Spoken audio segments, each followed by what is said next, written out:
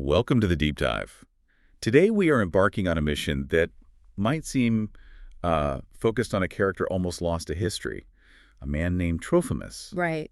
He appears in just 3 very brief mentions in the New Testament, That's it. Just 3. yet the Spirit saw fit to preserve those fragments.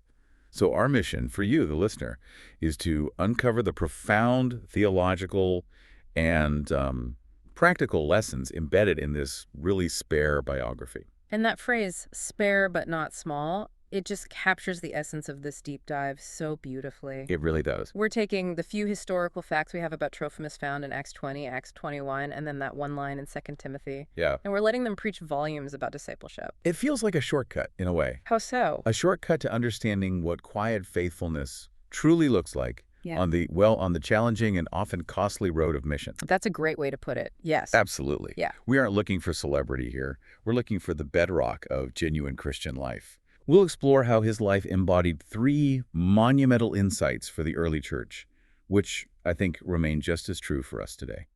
And those are? First, the visible reality of gospel unity.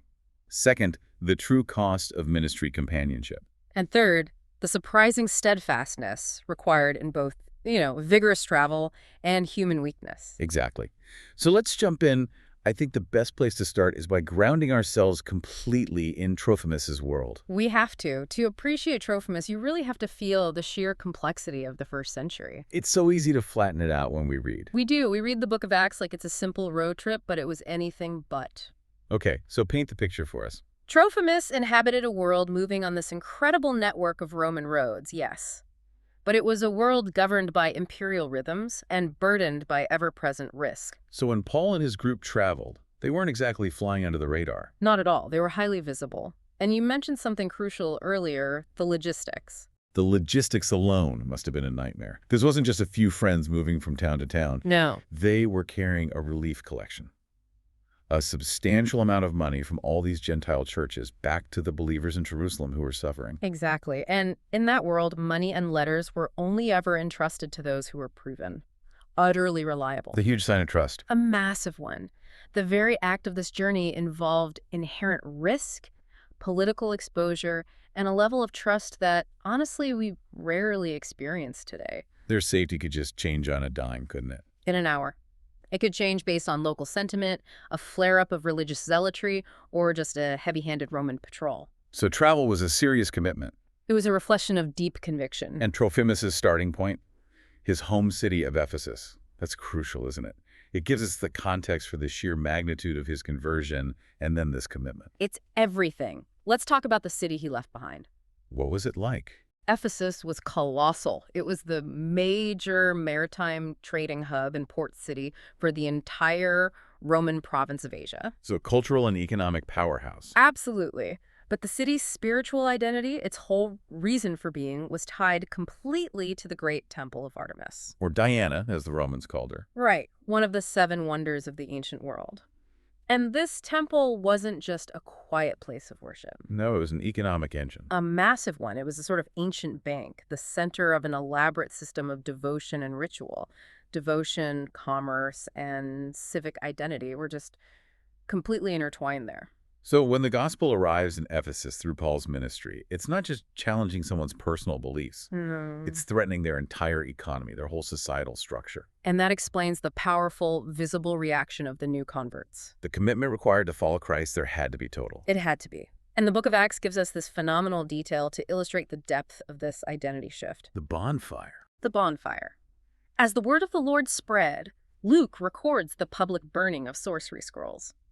And this was no small fire. They actually calculated the value, didn't they? They did. 50,000 pieces of silver. It's almost impossible to translate, but it was a phenomenal fortune. That's maybe 100 years of wages for an average laborer or something like that? Easily. It is an unforgettable act of public repentance. This wasn't a private decision made in the quiet of your own home. No, this was a statement. It was a visible public rejection of their former lives, their cultural habits, and frankly, their financial security. And Trophimus, a Gentile Christian from that exact background, he's the one who turns from those idols to serve the living God. Yes.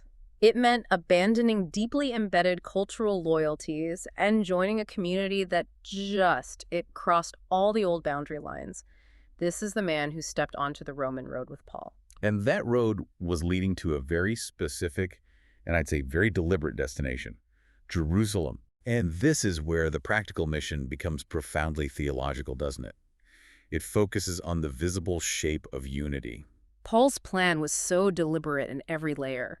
The collection itself was a demonstration of Gentile grace reaching Jewish believers. A tangible act of love. And mutual obligation. But by bringing representatives, actual people from the Gentile churches, Paul made the abstract doctrine of reconciliation visible. And that's where Trophimus comes in. He and Tychicus are singled out as being of Asia. Yes. They weren't just couriers carrying money, they were delegates. They were living symbols. The delegation was securing funds, sure, but more importantly, it was proclaiming that in Christ, a new humanity had been created. Reconciled through the cross. Reconciled through the cross. Trophimus, the man from Ephesus, was living proof that the spiritual barrier was gone. His physical presence was the visual embodiment of Paul's gospel. So the journey itself was part of the message. It had to be. Theology must sometimes be done and embodied for it to be fully seen. But the place they were heading, Jerusalem, was arguably the worst place in the world to try and showcase this newfound unity. It was a powder keg. A city ready to just explode. It was incredibly volatile. You had, on one hand, this high national hope among the Jewish people, the anticipation of the Messiah, the restoration of Israel. Which made them acutely sensitive to anything that could be seen as undermining their traditions or the temple's sanctity. Precisely. And then you had the oppressive Roman presence constantly watching the crowds from the high vantage point of the Antonia fortress right next to the temple. And within the Jewish community itself, there were all these simmering legal arguments. Constant debates about the law, and especially how it should apply to these new Gentile believers who were arriving. Tension was the currency of the city. And the focal point of all that tension was the temple. There was a specific physical marker of division that Trophimus was about to walk right up to. The famous stone barrier, or the balustrade, surrounding the inner courts of the temple. And we know this wasn't just a tradition, it was a hard line. It was. Archaeology has actually recovered fragments of the warning inscription that stood there. What did it say? The message, written in stone in both Greek and Latin, was terrifyingly clear. Any foreigner, any Gentile, who crossed that balustrade into the sacred inner courts would be instantly liable for his own death. And the Romans backed this up. The Romans themselves upheld this right of the Jewish authorities. It was a deadly serious boundary. So that inscription was a literal physical picture Yeah. of the separation between Jew and Gentile. Yes. And now, Trophimus, the Ephesian Gentile, walks into Jerusalem as a living sign of the gospel's power. His identity proclaimed that the spiritual dividing wall had been torn down by Christ. His very existence, walking there in the company of Paul, made that physical stone barrier an object lesson in gospel truth. He was the tangible result of reconciliation, standing right up against the most fiercely guarded symbol of the old separation. The stage is just set for conflict. And not because Trophimus did anything wrong, but simply because his presence represented the truth. Okay, so we only catch these glimpses of him, but these 3 brief appearances, they act like windows into the life of a faithful disciple. Let's open that first window. Acts 20, verse 4, the reliable traveler. This is Trophimus's introduction to us. Luke names him as part of this significant group of Paul's co-workers. You have Sopater, Aristarchus, Secundus, Gaius, Timothy, Tychicus, and then Trophimus. It's so easy for us to just skim past a list like that. We all do it. But we have to pause and consider the immense weight carried by just being included in that roll call. What does simply being named among that band of companions tell us? It tells us he was utterly reliable and trusted. Each name on that list represents a pledge of fellowship, a specific sending church, and a story of grace. These were the men entrusted with the collection and with the mission security. Exactly. This wasn't an honor reserved for the most eloquent preachers or the most dynamic personalities. It was reserved for the most dependable stewards. And the path ahead was dangerous. Paul knew it. He knew it was fraught with peril. He explicitly says he's heading toward a climatic, dangerous visit to Jerusalem and ultimately to Rome and possible death. And Trophimus is just there. He is simply present, reliable, ready to shoulder the gifts, the burdens of travel, and all the inevitable risks that came with it. So in a sense, Trophimus's greatness lies in his dependability. Yes, His willingness to be the unseen companion doing the hard, grinding work of travel and stewardship. Hmm. He wasn't the star, Yeah. but he was essential equipment for the mission. He was essential. Ministry is so often won and lost, not by flashes of brilliance, but by faithful continuity. Just showing up. Just showing up. We see Trophimus faithfully serving his church and accompanying Paul through Macedonia, following this winding route right toward the danger zone. His commitment was demonstrated by simple presence on the most difficult of journeys. Okay, so let's move to that second window. This is where things get heated. The pretext for riot. Right. Trophimus' presence shifts from being this quiet theological statement to a volatile spark in Jerusalem. We find this in Acts 21. This scene is just electric with tension. Paul arrives in Jerusalem and, he immediately tries to remove any unnecessary offense. He's trying to build bridges. He is. He voluntarily joins purification rites with 4 other men to demonstrate his respect for Jewish customs and his devotion to the law.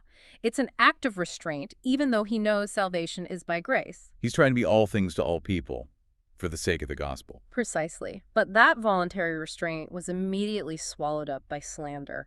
And who lit the spark? Certain Jews from Asia. This detail is critical. Why? These were likely people who recognized both Paul and Trophimus from their home province, maybe from Ephesus itself. So they knew who they were looking at. They knew, and they shouted an accusation. Paul had defiled the temple by bringing Trophimus, the Ephesian Gentile, into the inner courts. But wait a minute, Luke is so careful to tell us specifically that they had only seen Trophimus with Paul in the city. Yes. They didn't actually see him enter the temple's restricted area. Yeah. And that's the entire foundation of the riot, and the deep, deep irony of it all. It wasn't based on fact. It was based entirely on assumption. Wow.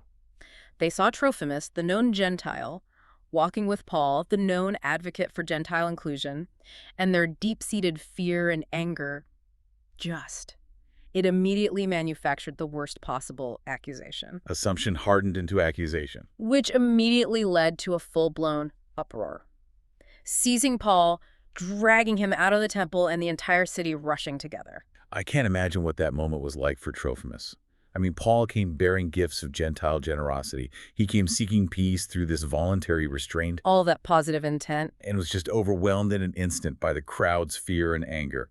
Trophimus' nearness to Paul became the pretext, the spark others used to light a blaze. The contrast is just. It's palpable. You have the gospel of peace, which says it reconciles all things, standing face to face with this violent mob that wanted to keep that stone barrier standing. And Trophimus, the living proof of the gospel, was used to justify a riot meant to kill the messenger. He wasn't accused of his own sin. He was accused of association. This really forces us to reflect, doesn't it? For you, the listener, what does it mean when your close association with ministry or with a specific truth lands you in controversy or opposition? It means we have to recognize the cost of companionship. When you stand for truth, especially when that truth is disruptive to cultural or religious norms, you stand near the battle line. And you're going to get hit by the shrapnel. You are. Trophimus absorbed the splash of hostility that was meant for Paul simply by proximity. The cost of loyalty is that others will use your connection to the witness, to the one speaking the truth, as the foundation for their slander and opposition. He teaches us that fidelity often involves enduring hostility that's actually directed at others. That's a huge part of his story. So let's move on to the third and final mention, window 3, the tender farewell. We leap forward years. Paul was imprisoned. He's writing his final letter to Timothy, and the narrative slows way down. It becomes immensely personal. And the line is breathtakingly brief, yet it's so revealing. Erastus stayed in Corinth, but Trophimus I left sick in Miletus. That's it. Just a simple statement of fact. It is. The grand narrative of Acts is over, and we are left with the pastoral realism of Paul's final days. The veteran missionary was moving fast, pressed by necessity, but his trusted companion could not keep pace. Trophimus was ill. He was. What is it that deepens the meaning of this sentence? Because it really does feel like just an aside. It's powerful precisely because it's an aside. It shows Paul's profound pastoral realism. He didn't insist on a pace a sick brother could not match. He didn't condemn him for his weakness? Not for a second. And we have to remember, Miletus was a place Paul knew well. This is where he had that tearful, profound farewell with the Ephesian elders years earlier. Right. Leaving Trophimus there, likely with people who could care for him, was an act of care and provision. So not every separation is a failure or some kind of strategic retreat. Yeah. Sometimes it is simply love taking responsibility for limited bodies in a fallen world. It is an acknowledgement that we are not just spirits floating around. We are embodied people. The simple inclusion of this little detail underscores that ministry is carried out by real people with real limits. Trophimus was reliable, but his body failed him. Yes. And Paul, in turn, demonstrated his love and wisdom by recognizing that limit and providing for his recovery.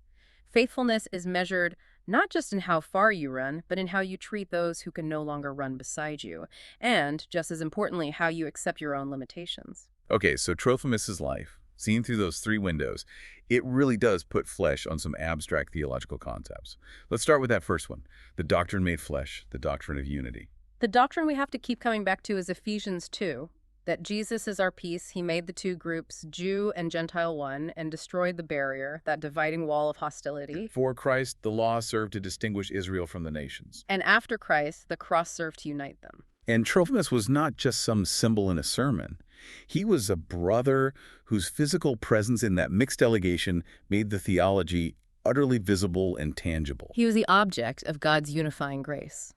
Here he is, a Gentile who, through love and generosity, is traveling with a Jewish apostle to honor Jewish believers with a Gentile gift. That unity wasn't theoretical, something they just discussed in a council. No, it was active. It was travel plans and shared meals and shared funds and ultimately shared risk. Trophimus shows us that authentic unity is costly. It involves intentional physical proximity across those old dividing lines. It has to. Okay, next, let's analyze the nature of the opposition, which is so critical for us today. Rumor versus kingdom advance. Trophimus faced a charge that was based entirely on assumption. The mechanism of that riot in Acts 21 is just a powerful lesson in how opposition works. The charge that Paul brought Trophimus into the inner court was not investigated. No. It was assumed, shouted, and immediately weaponized. Rumor thrives where fear is in charge. Especially when that fear is driven by a false zeal for an identity that feels like it's being challenged. They felt their temple identity was under threat, and Trophimus was the convenient face of that threat. And Paul's response, it contrasts so sharply with the crowd's method. The kingdom doesn't advance by shouting back or by counter-rumors. No, it advances by witness. Paul responded to the riot not by arguing about the law, but by telling the story of his conversion, by bearing testimony to the Lord's mercy and proclaiming the commission he received. So the kingdom advances by testifying to Christ, even if that testimony draws hostility. And Trophimus, standing near the witness, absorbed the cost. And this is the critical insight, isn't it? When you're faithful to the gospel, you really can't avoid controversy, and those who stand with you will often absorb that splash of hostility that was really intended for the primary speaker. It's the cost of being brought near. The fundamental offense wasn't that Trophimus broke a rule, it was that God's grace welcomes the far-off the Gentile into the near presence of God. The physical barrier was torn down by Christ, and the crowd hated the result. And Trophimus was the visible evidence of that demolition. Let's pivot to the deeply realistic and essential theological point we see in Miletus, faith and creatureliness. This is a concept that I think is often misunderstood in modern Christian circles. It really is. The sickness in Miletus is essential because it studies our expectations about life in the church age. What do you mean by that? We serve a sovereign God, yes, but we live in a fallen world. The life of faith is not some magical script that ensures perfect health or shields us from physical limitations. So what exactly is creatureliness in this context? It means we are physical beings. We are subject to time, to entropy, to weakness. We are reliant upon God, not self-sufficient. Trophimus' experience reminds us that the apostle who saw God miraculously heal others. Right, like in Acts 14. Exactly. That same apostle also had to leave behind a trusted brother because his body failed him. Faith does not erase our status as creatures, it makes us faithful creatures. That's a really freeing distinction. It means that being ill or having to slow down isn't necessarily a sign of spiritual failure or deficient faith. Not at all. Paul says in Romans that believers groan with creation, waiting for the full redemption of our bodies. Trophimus was glorifying God both on the road, where he demonstrated his reliability, and on the sickbed, where he demonstrated trust and patience. So both are part of the story of faithfulness. Both states, active service and quiet recovery, are part of the story. Ministry leaders, especially, need to absorb this lesson. Human limits are God-given, not failures to be overcome by sheer willpower. And finally, let's discuss freedom and restraint. This is demonstrated by Paul's actions right before the riot. He performed those purification rites even though he was the primary champion of Gentile freedom from the law. This is the very tension that Trophimus lived in. He was a Gentile welcomed near, and he's watching his leader, Paul, lay down his own rights. Paul was absolutely clear that salvation is by grace through faith alone, that Gentiles weren't bound to the law. So why did he participate in those rights? That's the key question. What's the difference between surrendering liberty for love and compromising the core gospel truth? The distinction is vital. Surrendering liberty and love is not compromise. It is Christ-like wisdom that adorns the gospel. Okay, define compromise in this context. Compromise would be denying a core truth, saying Trophimus must be circumcised to be saved.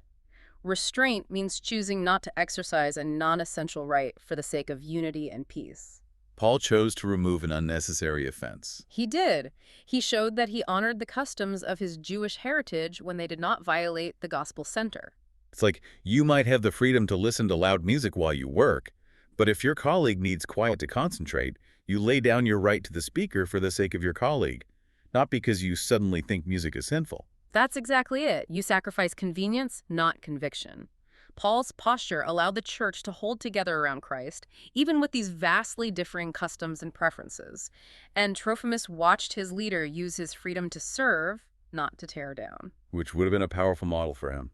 A powerful model for how a newly freed Gentile should relate to those with stricter consciences. So the story of Trophimus leaves these deep, practical footprints for our spiritual lives today. These aren't just historical lessons, they're direct calls to action. Let's look at lesson 1, the beauty of simple presence. This speaks so directly to the nature of ministry. I love the line from the essay. Some saints carry sermons, others carry stretchers. Trophimus wasn't defined by a major theological victory or a famous epistle, but by his steady, reliable presence in the traveling party, in the volatile city, and even in Miletus when sickness forced a pause. In a culture that is obsessed with performance and visibility, what does Trophimus teach us about the bulk of Christian service? He teaches us that so much of Christian service is invisible. It's mundane faithfulness. It looks like showing up, staying near the witness, and shouldering what love requires, the heavy bags, the difficult companionship, the long walks, without needing a headline. He proved faithful in the trust that was given to him. He did. He fulfilled that requirement Paul wrote about in 1 Corinthians. It is required that those who've been given a trust must prove faithful. The measurable success of the entire mission relied heavily on Trophimus simply being there. Okay, lesson 2 calls us to a really high standard. Enduring opposition with hope. And specifically, when that opposition is built on false narratives. Right. Trophimus endured a rumor born of jealousy and fear that immediately turned into violent action. We are called to live near the fault lines of the gospel, those places where truth disturbs deeply entrenched idols without losing our patience or our hope. And the gospel will always disturb idols. Always. Whether those idols are based on ancient temple rules or modern cultural sensitivities. So when the opposition feels overwhelming, or maybe it's based on a complete misrepresentation of our motives, what anchors our hope? Our anchor is the Savior. We're called to bear witness with clean words and a clear conscience, and then to endure. To entrust ourselves to the Lord who judges justly, just as Christ did. Trophimus, standing alongside Paul, he shows us that pattern. Yes. Continue to walk in the light, refuse to retaliate, and trust the outcome to God. His fidelity in the face of that riot became part of Paul's enduring testimony. Lesson 3 offers, I think, incredible freedom, particularly to those who feel driven by these unsustainable metrics of success. Limits are not failures. This is a crucial distinction, especially for those in leadership or high-demand ministries. Paul's simple note about Trophimus being left sick is a record of care, not a condemnation of weakness. And leaders often struggle to reconcile their deep calling with their physical creatureliness. They do, but Trophimus reminds us that the Lord who sends is also the Lord who shepherds. So how should leaders apply this idea of creatureliness today? They need to actively model it and create space for recovery without shame. The Lord does not drive his people like chattel. He leads them like a shepherd who knows their limits and binds up the injured. Trophimus's quiet faithfulness on the sickbed was just as honoring to God as his presence on the Roman road. Exactly. We have to learn to honor the seasons of rest and recovery just as much as we honor the seasons of high productivity. Okay, lesson 4 involves the true cost of loyalty, bearing reputation risk. Trophimus absorbed misunderstanding simply by walking the same streets as Paul. And this is more relevant than ever in our digital age, where association is instantly publicized and weaponized. Trophimus had not defiled the temple, but because Paul was the target. The lightning rod for controversy, Trophimus, absorbed the reputation damage that was meant for the apostle. So loyalty isn't cheap. No, It's a gift given at cost. absolutely. Paul urged the Galatians to carry each other's burdens, and sometimes that burden is public misunderstanding and heavy slander. Standing with faithful, gospel-burdened brothers and sisters means accepting that you will absorb the splash of hostility meant for them. Trophimus teaches the church that the Lord sees and honors that kind of costly, proximate loyalty. He does. We have to ask ourselves, who are we willing to stand next to when the accusations begin to fly, knowing that our own reputation might be jeopardized simply by that proximity? And finally, Lesson 5, which brings us full circle back to the unity tension. Mercy and truth in freedom. Trophimus lived in this profound tension of freedom. He was a Gentile, welcome near, and he's watching Paul, his leader, exercise immense restraint for the sake of unity. Paul would never bind Gentile consciences where God had set them free. Never. But he also wouldn't flaunt that freedom in a way that could bruise love and peace. In an age that is so quick to weaponize personal liberty, or, on the other side, to harshly police differing preferences, Trophimus and Paul offer a better model. They steer us toward a higher wisdom. Use your freedom to serve, use your knowledge to build up, and use your zeal to pursue the things that make for peace. Trophimus learned that unity requires both firm conviction about the gospel's core and a tender restraint when it comes to non-essential customs. We have to ensure that our freedom is a servant of love, not a tool for self-assertion. Trophimus' story is such a powerful corrective to our modern pursuit of fame and influence. He'll never draw the attention of a Paul or a Peter, but his legacy is indelible. He embodied the unity of the church, he endured slander based on his close association, and he accepted physical limits with profound trust. He helped carry a gift that preached unity better than any speech could have. His life speaks so profoundly to how the kingdom truly advances, through dependable companions, through those who show up in the places most will never see, for the praise of the one who knows and sees it all. The great work is carried out by the faithful, the present, and the reliable. Yes. May we find contentment in our presence, joy in our faithfulness, and readiness to be sent, just like Trophimus. The foundational passage that frames Trophimus' entire life, the truth that overcame that stone barrier and silenced the clamor of the mob, is the core message of the gospel he lived out. Let's end with that. Let us conclude by meditating on the incredible encouragement found in Ephesians chapter 2, verses 13 and 14. But now in Christ Jesus, you who once were far away have been brought near by the blood of Christ.